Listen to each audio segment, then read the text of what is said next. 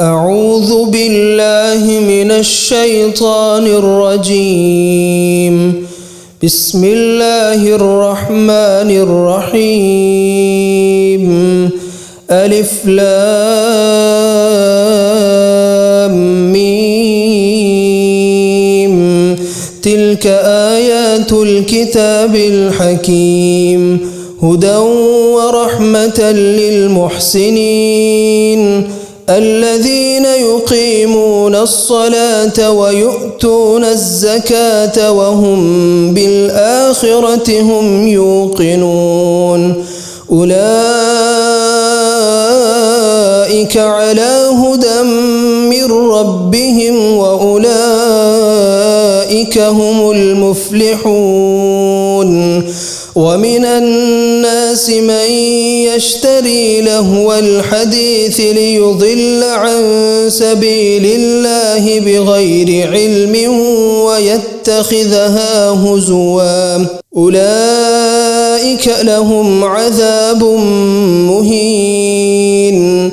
وإذا تتلى عليه آياتنا ولى مستكبرا كأن لم يسمعها كأن في أذنيه وقرا فبشره بعذاب أليم.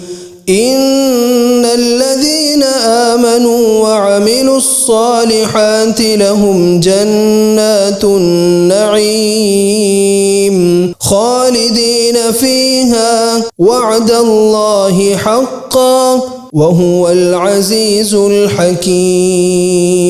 خلق السماوات بغير عمد ترونها وألقى في الأرض رواسي أن تميد بكم وبث فيها من كل دابة وأنزلنا من السماء ماء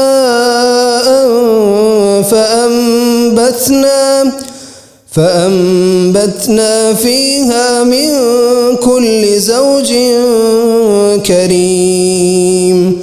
هذا خلق الله فأروني ماذا خلق الذين من دونه بل الظالمون في ضلال مبين. ولقد آتينا لقمان الحكمة أن اشكر لله ومن يشكر فإنما يشكر لنفسه ومن كفر فإن الله غني حميد. وإذ قال لقمان لابنه وهو يعظه يا بني لا تشرك بالله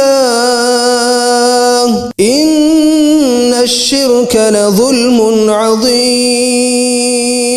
ووصينا الإنسان بوالديه حملته أمه وهنا على وهن وفصاله في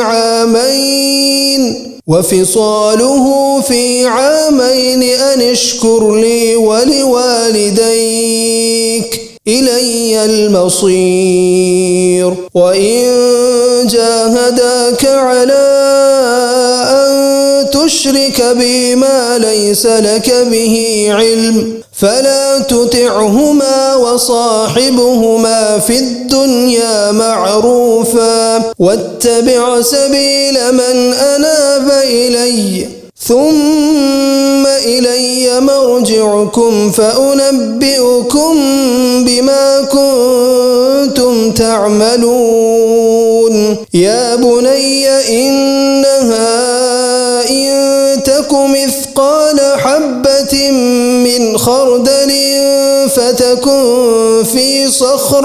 فتكن في صخرة أو في السماوات أو في الأرض يأت بها الله إن الله لطيف خبير. يا بني أقم الصلاة وأمر بالمعروف وانه عن المنكر النار واصبر على ما أصابك إن ذلك من عزم الأمور ولا تصعر خدك للناس ولا تمش في الأرض مرحا إن الله لا يحب كل مختال فخور واقصد في مشيك واغضض من صوتك إن أنكر الأصوات لصوت الحمير